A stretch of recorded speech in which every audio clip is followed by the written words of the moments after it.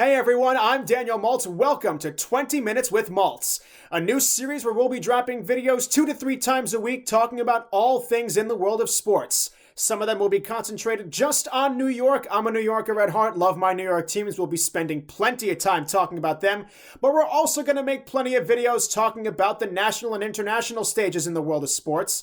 And our very first video today, we're going nationwide, breaking down the entire 2022 MLB Wild Card round.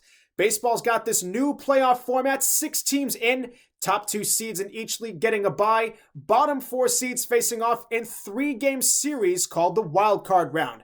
First of its kind, we're going to break it all down right here, right now for you in 20 minutes or less. If you like what you hear, be sure to leave a comment below, like and subscribe. I greatly appreciate all of it. Show everyone these videos when you see them. Let's dive right in, breaking down how we're going to go about this video, talking 2022 MLB Wild Card. We're going to look at all 4 of the wild card matchups here in the 2022 MLB playoffs, and at the end of breaking down the teams in each matchup, I'll give you my prediction of who I think is going to win the matchup, and then we'll go over the final field for each league's division series. Who's facing the Yankees, who's facing the Astros, who's facing the Braves, and who's facing the Dodgers. Now let's take a look at our first American League wildcard matchup, the number 3 seeded Cleveland Guardians hosting the number 6 seeded Tampa Bay Rays. The winner of this series moving on to the Bronx to face the number 2 seed, the AL East champion New York Yankees. Let's start with the Rays, 86-76 on the year, 3rd in the American League East behind the Toronto Blue Jays, who we'll get to in a few minutes, and then of course the Yankees. The Rays are a pitching-first team. They've always been, and that's the case this year too with their bullpen. A 3.37 ERA on the season, good for 7th in MLB. Leading the way, their tandem of right-handed closers, Jason Adam and Pete Fairbanks. Fairbanks walked just 3 batters in the entire season. He pitched 24 innings. Alongside them, hard-throwing right-handed sinker ballers Sean Armstrong and JT Chagua. On the left-hand side, Garrett Clevenger had 24 strikeouts in 15 2/3 innings in his limited action for the Rays this year, and 34-year-old Brooks Raley had a breakout campaign, a 0.97 whip in 60 appearances. Never too late to have that breakout campaign, and you can't forget about left-hander Ryan Yarbrough. He may not throw hard, but he's got that funky sidearm movement, throws nothing straight, and is an innings eater for them. All good things in the bullpen, and unfortunately that's kind of where they stop. If you look at their starting rotation, Shane McClanahan leading the way. He was the Cy Young favorite for the first 4 months of the season, but he suffered a shoulder injury in August, and when he came back from that in September and into October, he pitched to a 5.21 earned run average. For context, his ERA had never gotten above 3 in any other month. Whether it's the injury or fatigue, whatever you want to call it, he's not the same, and he is the best they've got going into October. Behind him, it's Corey Kluber and Jeffrey Springs, 2 guys who had decent, good but not great, certainly not terrible years. And that's just not really what you want to see. Not going to build a lot of confidence for the Rays fans out there, especially considering they don't really have anybody else. Tyler Glasnow came back from Tommy John surgery, but threw just 6 2/3 innings in 2 starts. And then you get to their lineup. Their lineup's got Randy Arozarena. And if you look at these numbers, we know how good he is in the postseason. Just, they blow your mind considering how few games he's played. But after him, what else really is there? Kevin Kiermaier, Brandon Lau, and Francisco Mejia are hurt. They're not going to be there. Yandy Diaz may have hit almost 300 with a 401 on base in the regular season, but he's hit under 210 in the playoffs for his career. So where else is the production coming from? Maybe G-Man Choi, maybe Harold Ramirez. We might get to see Wander Franco come back and be the superstar the Rays hope he'll be here in October. But those are all ifs. Not what you want when you're going up against a red-hot Guardians team on their turf trying to advance to the ALDS. Now, the Guardians, as I said, are red-hot. They went 21-8 the rest of the way in September and October to reach 92-70 and win the American League Central crown. The only downside for them is that they finish as the 3 seed because they had the 3rd best record out of the 3 division winners in the American League. So they don't get a bye, they're stuck in the wild card round. But the good news for Guardians fans going up against the Rays is that the Guardians do everything the Rays do but better. And Tampa's 2 biggest weaknesses, rotation depth and lineup depth, are 2 of Cleveland's biggest strengths. But they both fall behind the bullpen. Cleveland's bullpen is completely and utterly disgusting. It's the best unit in MLB this postseason without question. A 3.05 ERA in the entire regular season, good for 5th in baseball, but since the All-Star break, 2.32. number one in baseball by more than half a run. Just imagine you're the fan of the opposing team that has to watch possibly this entire seven-headed monster come out and face your hitters in a postseason game. James Karinchak, Trevor Stephan, Nick Sandlin, Sam Hentges, and Yel De Los Santos, Eli Morgan, and of course the biggest, best, and baddest one of them all, Emmanuel Clase, who led all of baseball with 42 saves this season to an ERA under 1.4, serving up 100-mile-an-hour cutters made to order, breaking bats like that's actually what his job is. And then you look at the lineup. 5 different hitters in Cleveland's lineup hit at least 280 with strikeout rates below 20%. Ahmed Rosario, All-Star Andres Jimenez, All-Star Jose Ramirez, and rookie sensations Oscar Gonzalez and Stephen Kwan. Add those 5 with Josh Naylor, and that's a real deep lineup the Guardians taking in there. Then you look at their starting rotation. Shane Bieber, Tristan McKenzie, Cal Quantrill as your top 3. That's pretty dang good, and I'll take Bieber and McKenzie in games 1 and 2 over Shane McClanahan and Corey Kluber, McClanahan and Jeffrey Springs, or McClanahan in a bullpen game. Regardless of what the Rays do, Cleveland's got them beat. They've got them beat in the rotation, the bullpen, and the lineup. And that's why I think this one's pretty easy to predict. I'm going Guardians 2-0 over the Rays. With all due respect to Tampa, they are a good team with a good manager, but they are playing the hottest team in the American League that has them outmatched in every single way. Now let's check out our other American League Wild Card matchup where the 4-seeded Toronto Blue Jays are playing host to the 5-seeded Seattle Mariners north of the border at the Rogers Center. The winner of this series moves on to the American League Division Series against the number 1 seed, the AL West champion, 106-game winning Houston Astros. A tall task for one of these two teams, but I think they're both up to it. Let's break them down. Let's start with the home team Blue Jays this time. And I would talk about their pitching staff normally, describing them as a mixed bag. There's some good and some bad, but for the way this 3-game series is going to line up, the Jays look stacked to take on the Mariners. Alek Manoah leading the way in the rotation with a 2.24 ERA this season. Fastball slider combination that dominated all season. He's going to get Cy Young votes. You mark my words on that one. But behind him are Kevin Gausman and Ross Stripling, 2 right-handers who did something incredibly impressive in today's age, allowing just 27 home runs to opposing hitters in over 300 innings pitched. When you have to face the AL East that many times and play baseball in 2022 as a pitcher, that's an incredible accomplishment. In the bullpen, they've got Jordan Romano leading the way, along with 2 trade deadline acquisitions from the Miami Marlins, Anthony Bass and Zach Pop, who combined to pitch to a 1.81 earned run average in 44 2/3 innings. Pitching-wise, they're set. Same goes for the lineup, and it's going to be Bo Bichette leading the way for them. Bo hit .337 since the All-Star break and batted an unbelievable .406 in September and October.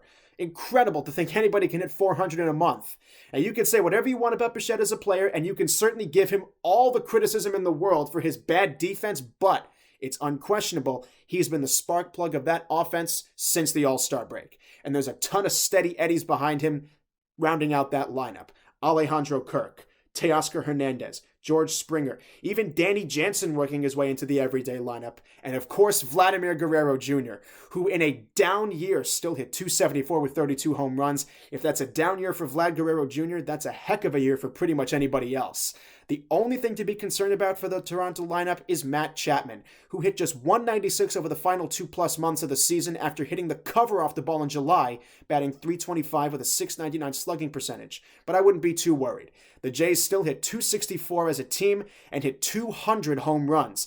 They've got everything lined up to take down the Mariners, but Seattle is certainly geared up for this fight. The Mariners are back in the playoffs for the first time since 2001, ending the longest active playoff drought in American professional sports. 21 years, just about as long as I've been on this earth. Last time they made the playoffs, they had just set the Major League record for regular season wins with 116, a most monumental achievement, right? Second only to the choke job they pulled off, losing to the Yankees a couple of weeks later in the American League Championship Series, even though the Yankees went on to lose to the Diamondbacks in the World Series that year. The Mariners got to this point on the back of unbelievable pitching, just like Toronto did. Look at these 3 starting pitchers. These are the 3 guys I'm expecting to take the mound for Seattle in the first 3 games, and they've done exactly what Toronto's staff is exceptional at, keeping the ball in the ballpark. Luis Castillo, who they acquired at the trade deadline, 6 homers given up in a 3.17 ERA in 65 and 2/3 innings. George Kirby, a rookie, allowing just 13 home runs in 130 innings with a 3.39 ERA. And Logan Gilbert, a 3.20 ERA in his second full season starting for the Mariners, 19 homers given up in 185 and 2/3 innings. Incredible. Then look at that bullpen.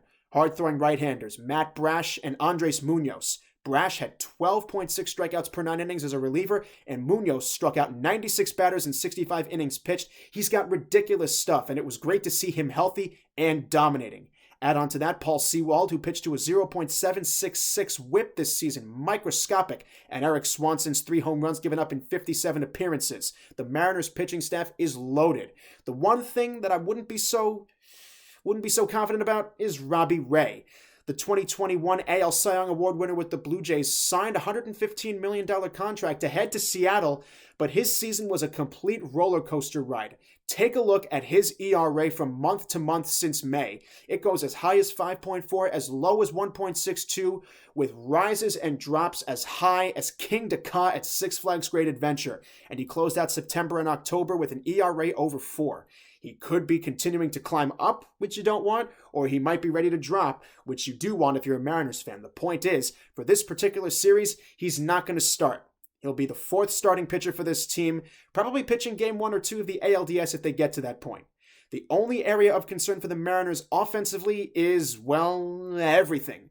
Julio Rodriguez is an unbelievable talent, but he's the only guy on this team who posted an OPS over 800, and him and Ty France are the only 2 hitters on the team to hit over 270. Seattle doesn't hit a ton of home runs, and they don't hit for a ton of batting average. That doesn't bode well facing a loaded Blue Jay pitching staff. But, I might surprise you to hear this, but I am taking the Mariners over the Blue Jays in this series 2-1. Seattle went 5-2 against Toronto this season. Both pitching staffs are equal, but the Mariners seem to really know what they're doing, and their lineup is as healthy as it's going to be, and it's as hot as it's going to be with how they ended up getting to 90 wins to get to the playoffs. So simply put, Seattle over Toronto 2-1. They move on to face Houston, joining Cleveland, who's moving on to face the Yankees. That right there is your American League Division Series matchups. Cleveland at the New York Yankees, Seattle at the Houston Astros. Halfway through, let's dive into the National League Wild Card races, starting over in Queens, where the 4-seeded New York Mets are playing host to the 5-seeded San Diego Padres. The winner of this series going on to LA to face the number 1 seed in all of baseball this postseason in the Dodgers. Now, Met fans are understandably upset that their team is even in this position, only being here because they got swept by their arch-division rival, the Atlanta Braves, in the last week of the season, falling to 9-10 against them for the season, which meant that even though these two teams, the Braves and Mets, have the same record, 101-61, the Braves won the season series. They're the division champions getting a bye while the Mets are here. Now, the Mets have so much talent to work with that there's so much to still be excited about for October. The team hitting .259 as a whole to lead the National League, and obviously second in baseball only to the Blue Jays, who we talked about earlier. Jeff McNeil hit .326 to win the batting title. Pete Alonso and Francisco Lindor combined to hit .270 with 67 homers and 238 RBIs this season, the kind of production you expect from your 2-star players. Eduardo Escobar turned things into another gear in September, hitting .321 with an OPS just under 1,000. Between all that and their pitching, led by Edwin Diaz in the bullpen and his nearly 2 strikeouts per inning, and a rotation of Jacob deGrom, Max Scherzer, and Chris Bassett to set up this wild card series. All those things are what you like to see. But there are concerns for the Mets, no doubt about it. Starling Marte was their steady right fielder, playing great baseball all year. He's hurt and won't be around for the NLDS. Unclear how they're going to get production from that position. Not to mention they've been getting pretty much none from catcher or DH this season. It's been Tyler Naquin filling in right field mostly. At catcher, it's been Tomas Nido and James McCann, neither of whom are hitting. And at DH, it's been a combination of Alonso, Naquin, Daniel Vogelback, and Darren Ruff. Now, Alonso can hit, obviously, but those other 3 guys, not really at all. So there's 3 clear holes in that lineup. On the mound, behind Edwin Diaz and Adam Ottavino, who had a fantastic season, there's really nobody else in the bullpen that they can trust. And in the rotation, in the last month of the season, Chris Bassett's ERA from month to month was over 2 runs higher from August to September. DeGrom's was 2.5 runs higher from August to September, and Scherzer in his last start of the season against the Braves got clunked. There's a lot of things to be concerned about for the Mets going up against a Padres team that's just as talented on paper, but we'll see if the Mets can pull it off going up against their cross-nation rival. The Padres went 89-73 this season and finished second in the National League West, but it shouldn't have gone that bad. From day one on paper, this was arguably the most talented roster in baseball. I think it was right up there in the National League with the Mets and Padres. A rotation anchored by Joe Musgrove, Mike Clevenger, Yu Darvish, Blake Snell, and a lineup anchored by Manny Machado and Fernando Tatis Jr., among other pieces. But we know Nando got suspended midway through the season for PEDs, and the crazy story he tried to pull as to how he ended up with those substances, and the team kind of spiraled from there. Then came their trade deadline, where they went further than anybody to bring in pieces to make their team better. Juan Soto, Josh Bell, Josh Hader, and Brandon Drury all brought in to help this team get to equal footing with the Dodgers, and it did not work. Look at the numbers from their 4 seasons in San Diego so far. The best season you will find from any one of those guys is average. And when you're parting ways with almost all of your top 10 prospects, among other pieces, you need better than average. And like I said, this is such a deep and talented roster. It's such a shame that they played so poorly down the stretch. But they're still here in October. They made it, and there is enough talent on this roster with the wonderful reset that October baseball can provide for them to take down the Mets. San Diego went 4-2 against New York this season, so they knew how to beat them in the regular season, and I think there's a chance that they can do the same here in October, but I'm not really feeling it. I'm taking the New York Mets in this series 2-1. I think that either the game started by Blake Snell or Yu Darvish, one of those two will be enough for the Padres to pick up a win. And one of those other ones could also lead to a win. The Padres behind those 2 starters could easily pick up wins, but it's entirely possible that the team folds with how talented the Mets lineup is. I'm taking the Mets 2-1 over the Padres. Now we're on to our final wild card matchup, the 3-seeded St. Louis Cardinals, NL Central champs, hosting the Philadelphia Phillies, the 6th seed and the 3rd team to come out of the National League East. The winner of this matchup heads to Atlanta to face the 2 seed, the NL East champion Atlanta Braves. Let's start with those Cardinals, and what a storyline they put together in this 2022 campaign. Their 3 veterans, Albert Pujols, Adam Wainwright, and Yadier Molina, all enjoying a fantastic swan song season. Wainwright staying healthy, Molina staying healthy, those 2 being able to break the MLB record for the most games played between a pitcher-catcher battery, 328 games, where Yadi's catching Waino over their 15-plus years playing together. Pujols, meanwhile, really stole the show. He returned to St. Louis with the expectation that he would do largely what he did for the LA Dodgers last year, which is be a lefty killer off the bench and really only play against lefties. And that didn't happen. He needed 21 home runs to join the 700 home run club alongside Babe Ruth, Barry Bonds, and Hank Aaron, and there were no expectations that he would actually do it because of how little he played before. But he ended up gaining enough playing time where he did it, hitting 24 homers to finish at .703. And on top of that, he hit .270 with an .895 OPS, crushing righties as much as he ended up crushing lefties.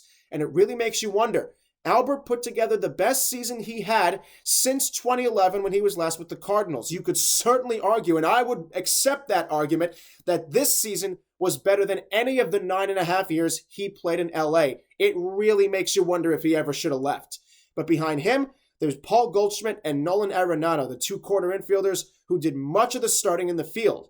Goldschmidt's likely going to win the NL MVP, and him and Arenado combined to hit .305 with 63 homers and 218 RBIs. I'm not sure what you're going to get that's better than that. On top of that, in the lineup, you've got rookie Brendan Donovan, who hit .281, outfielder Lars Nootbaar, and second baseman Tommy Edman, who provided real solid offense. This team is well-rounded. They hit for high contact, they steal some bases, and they certainly hit for plenty of power. Then on the mound behind Wainwright, it's Game 1 starter Miles Mikolas, and their 2 trade deadline acquisitions, lefties Jordan Montgomery from the Yankees and Jose Quintana from the Pirates. And those 2 guys combined to pitch to a 2.56 ERA in 126 and a third innings this season. And last thing about the Cardinals, yes, they were 10th in baseball with a 252 team batting average, and yes, they were 10th in baseball with a 3.79 team ERA. But defense is where this team shines. 66 errors committed this season, absolutely last in baseball. And this is one of those categories, maybe like ERA, where you want to be last. You want to have the lowest ERA in baseball. You want to have the fewest errors committed, and they did just that. They're not going to have any blemishes out there on the field, but their opponent in this series, the Phillies, is largely the same way, along with the strengths that they're going to bring to the table. Now, as I said, the Phillies went 87-75 in the regular season, the 6th seed in these NL playoffs, and the 6th total Eastern Division team to make the playoffs. It really is a testament to the success of the teams in that division that despite how competitive they were, 6 total teams are still doing the dance here in October. For the Phillies on the mound, it's led by Aaron Nola and Zach Wheeler in the rotation. That 1-2 punch combined for a 3.07 ERA and 398 strikeouts this season. Those two were that dominant, and they're going to need to be the rest of the way because behind them, the rotation depth is really shaky. Kyle Gibson's ERA was over 5. Ranger Suarez had a whip over 1.3, a lot of base runners. Bailey Falter's ERA was just under 3.9, but he doesn't really throw that much blow-away stuff, and he's a lefty. There's a lot of lefty killers in this Cardinals lineup. Zach Eflin's battled injuries all year, and Noah Syndergaard has had an ERA just over 4 in the 9 starts he made for this team. So there's a lot of shakiness, a lot of depth issues behind those top 2, and it's the same in the bullpen. Jose Alvarado had a 0.43 ERA in the final 2+ months of the season, and Seranthony Dominguez and David Robertson are really solid pieces. But 3 relievers is not enough to get you by in 2022 baseball, and certainly not in the playoffs. Pitching depth, pitching depth, pitching depth. Big problem for the Phillies. In the lineup, it's obviously the Kyle Schwarber show. 46 home runs on the year, leading the National League, second in the majors only to Aaron Judge. But Schwarber himself is beatable. He hit under 220 for the season and led all of baseball, being the only hitter to strike out 200 times. You can beat him, but if you do, there's still a lot of other pieces you got to worry about. JT Realmuto, Rhys Hoskins, Gene Segura, Alec Bohm, Bryce Harper, Brandon Marsh, and more. Lots to worry about. Lots of other pieces to beat you in this Philadelphia lineup. They are a very good hitting team. That's what got them into these playoffs much more than their pitching did. I think any honest Philly fan would tell you that.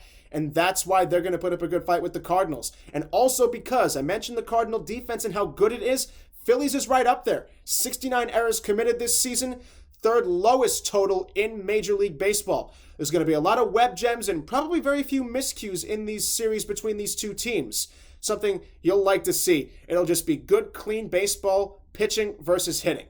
And I'll add in this one final note while we're talking about the Phillies. Philadelphia hit 205 home runs this season, good for 6th in MLB. And if you look, there are 5 other playoff teams in the top 7 in MLB's team home run lead. Only the Milwaukee Brewers just missed out. They hit a lot of homers. Obviously, they just missed the playoffs.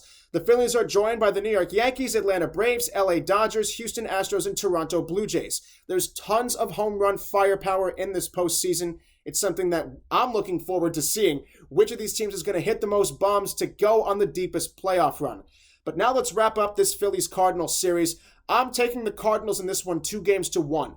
I think that the Cardinals will lose one of the games started by Nola or Wheeler, but behind that, like I said, there's just not enough depth. And it's entirely possible that in one of those games, Nola or Wheeler starting, one of those two starters can have a dominant game, 7 shutout innings or something, and the bullpen could easily collapse and cost them that game.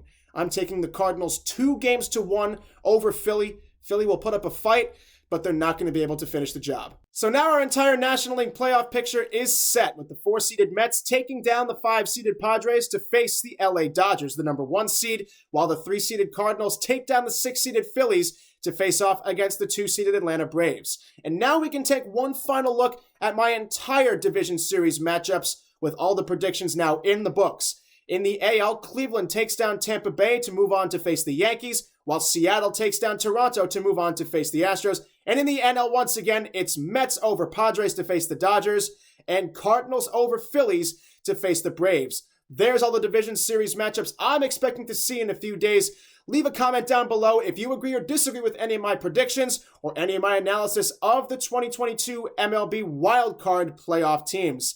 Thank you all so much for listening, and once again, leave any comments you have down below, like and subscribe.